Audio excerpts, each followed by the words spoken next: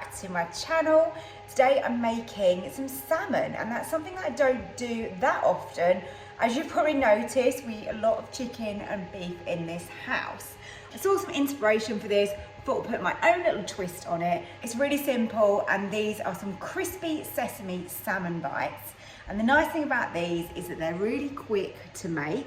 You could make loads of them, so you can do this for like a big portion for lots of people. Creates quite a fresh, nice dinner, or even a really nice lunch as well. Cook it ahead of time, pack it up, take it to work, that sort of thing. Really versatile, this recipe.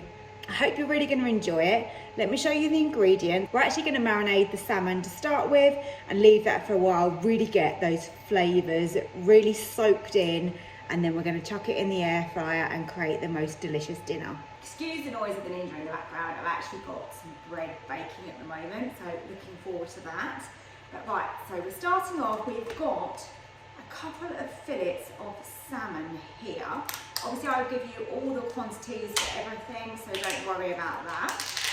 Let's get that open. And all I'm going to do is simply dice this up into chunks. So we want them to be fairly even sized pieces, so they're going to cook in the air fryer. So I think nice bite-sized pieces like this are ideal. And to those pieces of salmon that we've now cubed up, we're going to just add some seasoning. So we want some salt and pepper on there. For 450 grams of salmon, you're going to want half a teaspoon of garlic powder. Just sprinkle that over the top.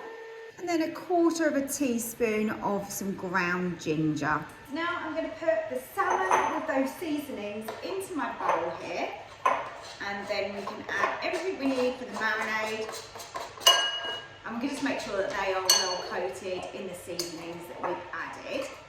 Just so you know, I have actually taken the skin off of this as well. I don't think it would taste great with the skin on, but again, that might just be my preference. Start off with some soy sauce, and we want 50 millilitres. Pour that in. You're going to want 3 tablespoons of honey. Look at that, so glossy. Whoa, delicious. Some sesame oil, which I adore. It is so nutty, and oh, the smell of that is just heaven for me. And we just want 1 teaspoon, so not too much. Just measure that out. A teaspoon of rice wine vinegar, and you can get this in most supermarkets. This is a Blue Dragon one. There's various brands, and it's just in the Oriental section. So again, just measure that in. And then my last ingredient is nice and spicy, and it's some sriracha. It's up to you really how much you use. 1 to 2 teaspoons is probably good. It really depends on how spicy you want these. Of course, you want to know it's in there though, don't you? There you go. All we've got to do is give this a really good mix. So make sure that salmon is nicely coated in all of that gorgeous flavour. It smells amazing. You can make this ahead of time. You could do this, say, in the morning, and then cover these over with cling film, put it in the fridge, and then cook it in the evening.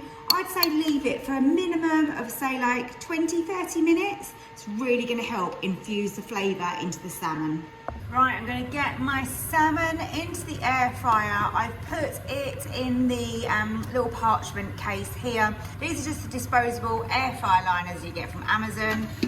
And that's just containing a little bit of the sauce that I've got in there, because I didn't want to waste any of that flavour.